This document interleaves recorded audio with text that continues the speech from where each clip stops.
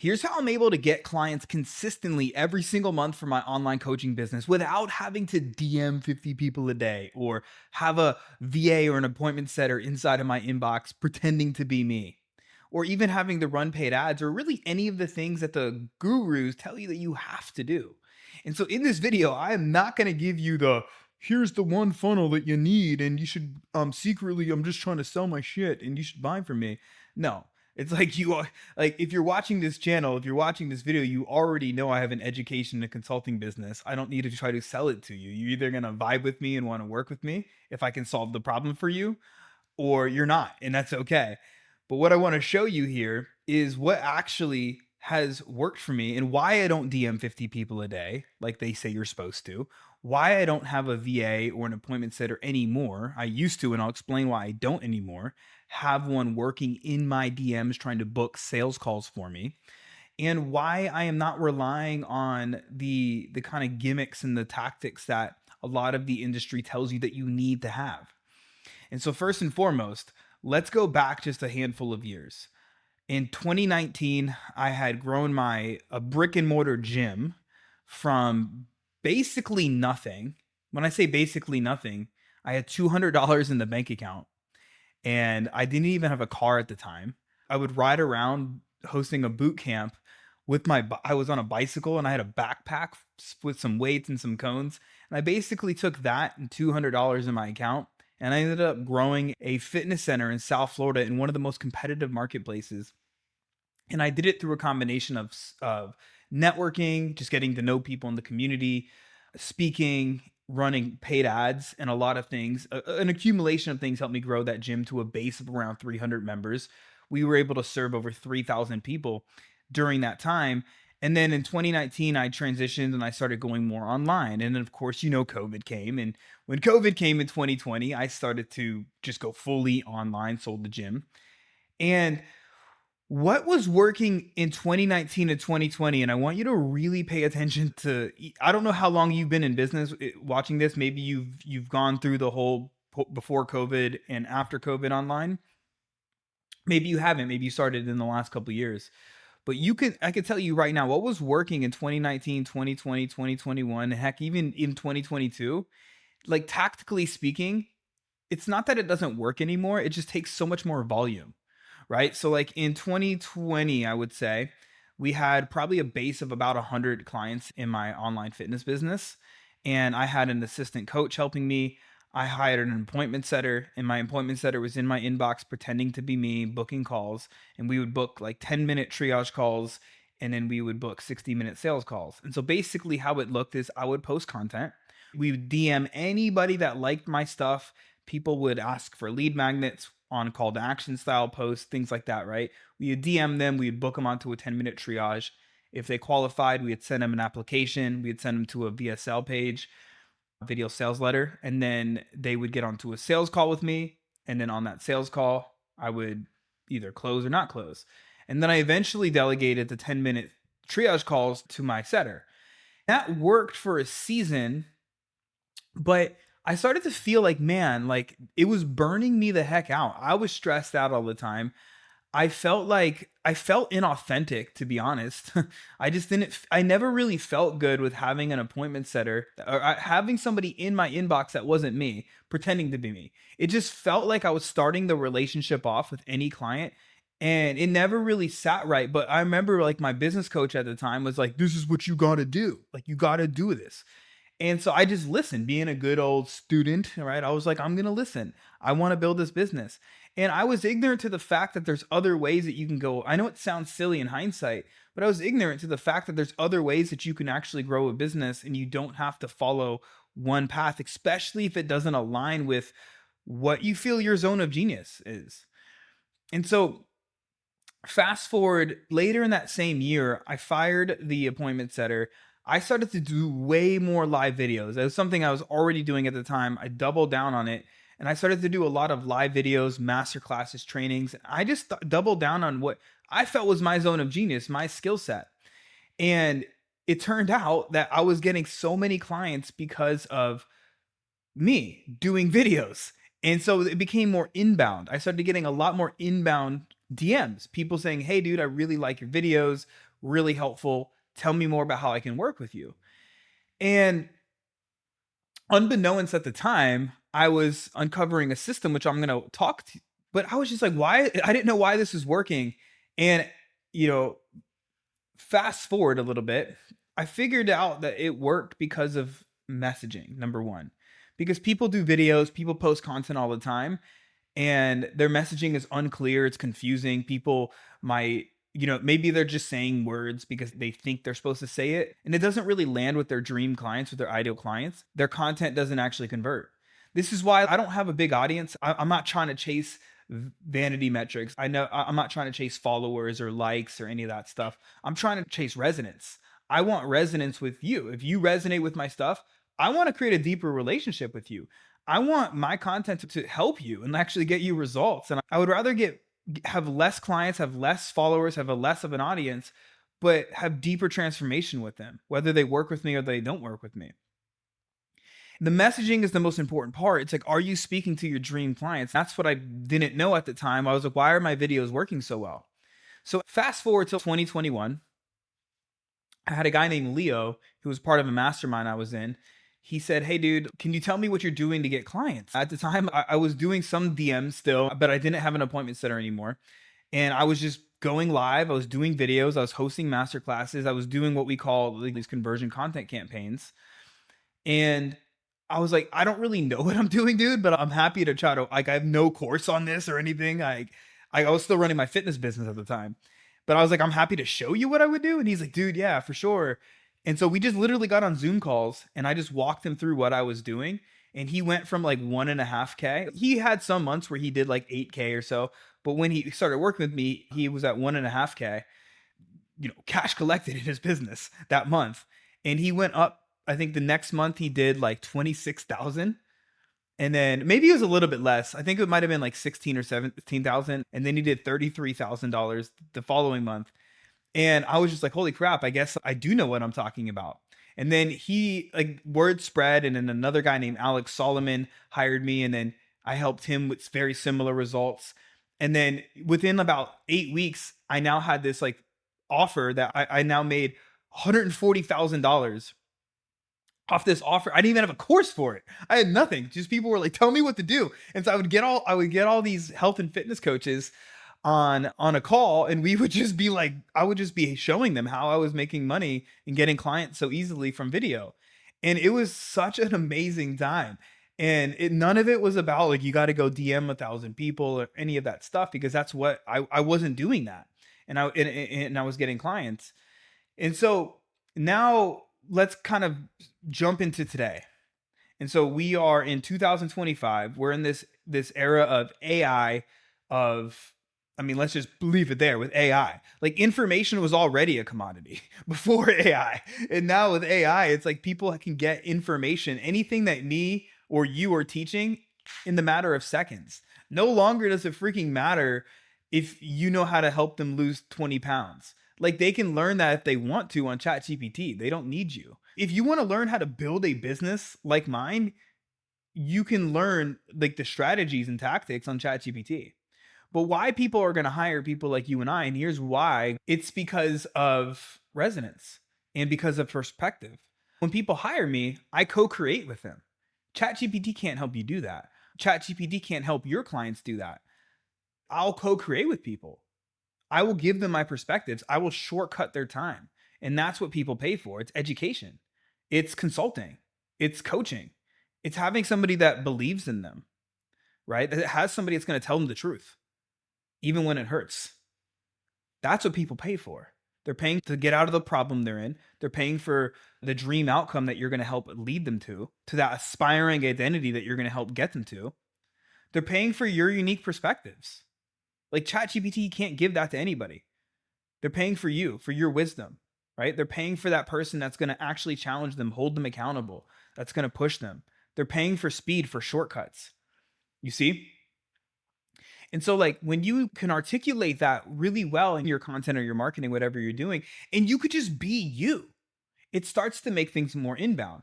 Now, over the next handful of minutes here, I'm going to break this down a little bit more pragmatically so that you could see like how you could start to implement this a little bit more into your business. I know I'm very high level with this now, but if we break this down a little bit more pragmatically and see how this looks, the first thing to understand is that if you do a shitload of volume on anything, you're going to tend to get a result. So let's start here. So when I first started, I did 50 to 100 DMs a day. I found out that I hated it. I resisted it. I would still do it. I hired people around it. That's how much I hated it. But then it felt inauthentic. And I started building a business around inauthenticity, which didn't feel good to me. So I killed that crap. Dude, I'm going to be honest, and then we'll get into the pragmatics of this. I had a business at the time. I've crossed over 100K per month in my business. But like, that doesn't even matter, by the way, which I'll explain more in a second. In 2023, I was doing 113,000 a month. We were bouncing probably between 90K and 120K in our business. I was stressed out. I had an appointment setter. I had assistant coaches helping me manage things. I had like 2 VA firms helping me. I was getting ready to hire a closer. I hated it. So stressed out. My profit margins were complete garbage.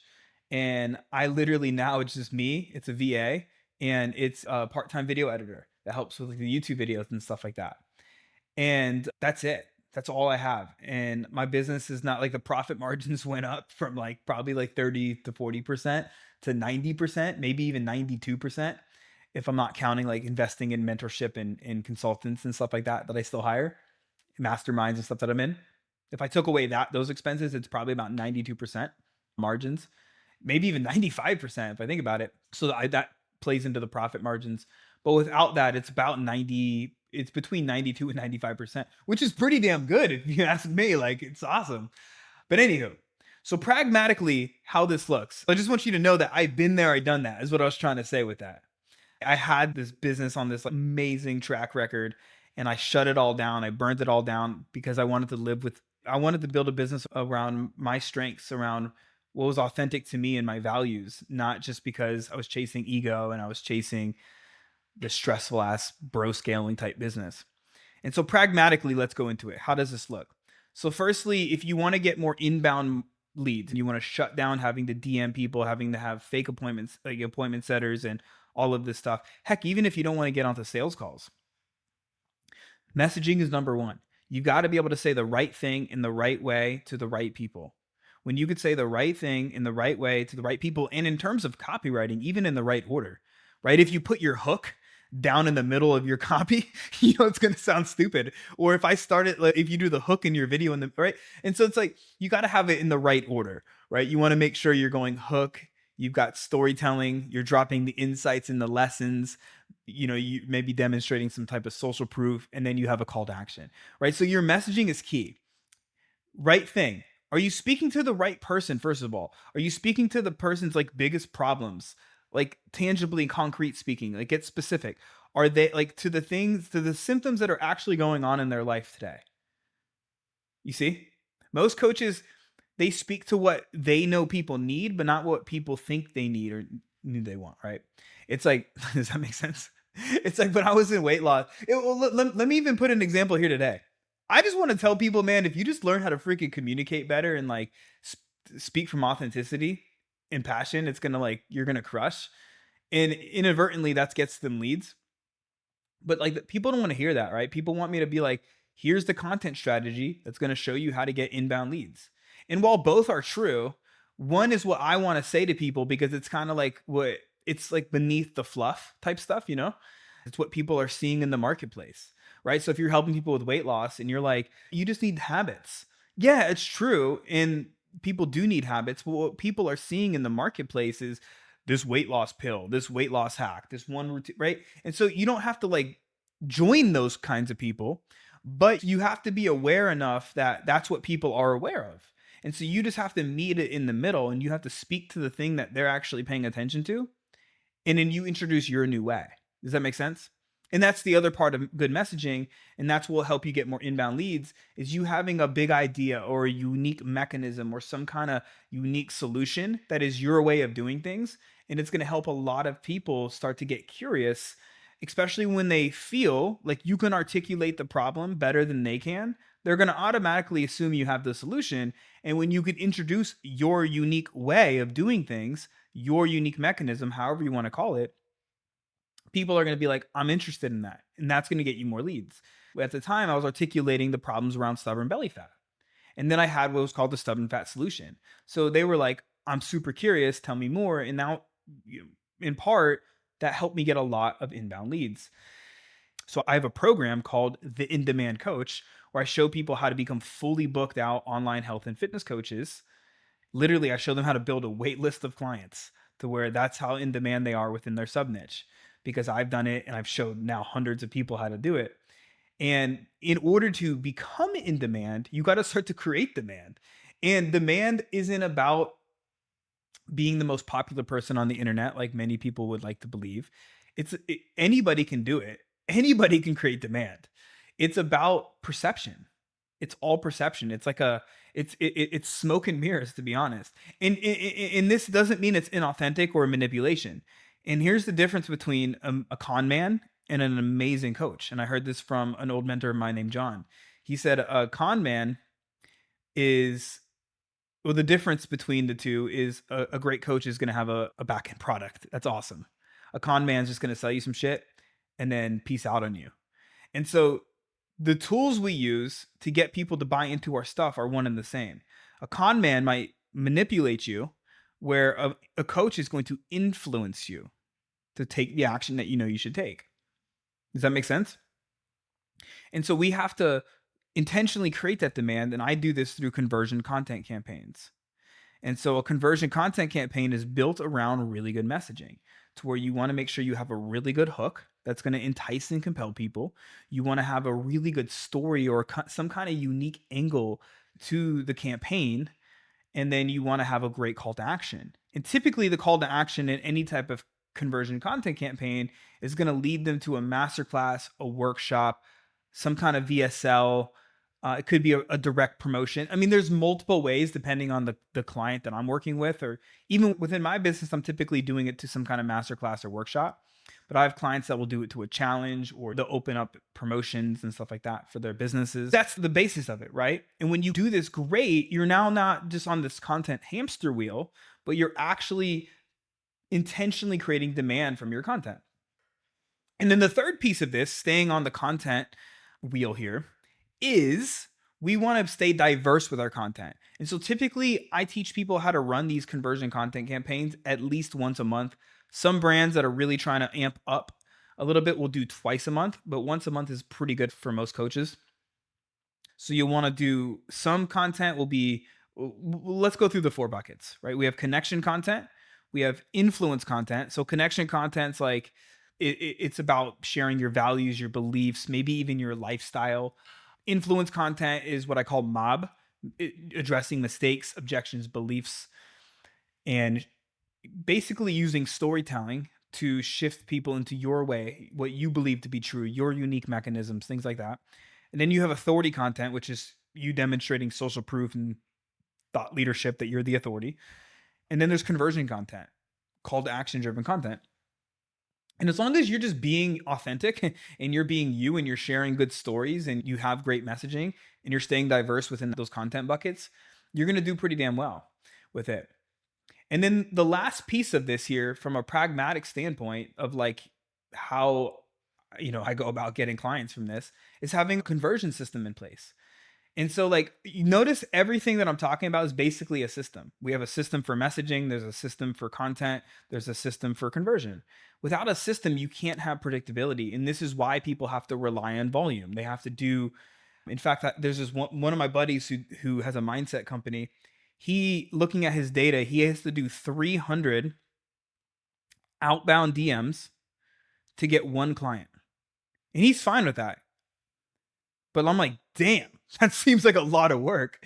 And it's like, I would rather do 300 videos. If it was me, I would rather just do 300 videos. I could do this all day. You want to have a conversion process that aligns with your zone of genius. For him, that he likes that. So he's okay with that. For me, I like what I call the value first conversion system, and where we're literally just giving value first. And so I like to do workshops or master classes that act as a conversion mechanism, or even sending people to like a video sales letter. And a video sales letter in 2025, in my opinion at least, is different than it used to be. It's not about selling anything. Well, it is, but it's not about selling your program per se. It's about selling these 4 beliefs, and you can write these down. This is what makes a really good conversion system in general, is you want to sell people on a new belief. Like if somebody believes, say in weight loss, that they have to eat healthy and diet to lose weight, and you're like, no, you have to eat right to lose weight, you got to sell people on a new belief. You have to sell people on an aspirational identity. People want to step into something that they're currently not. You want to sell people on a unique mechanism, a big idea. You want to sell people on social proof. People want to see that they're not the first ones to do it.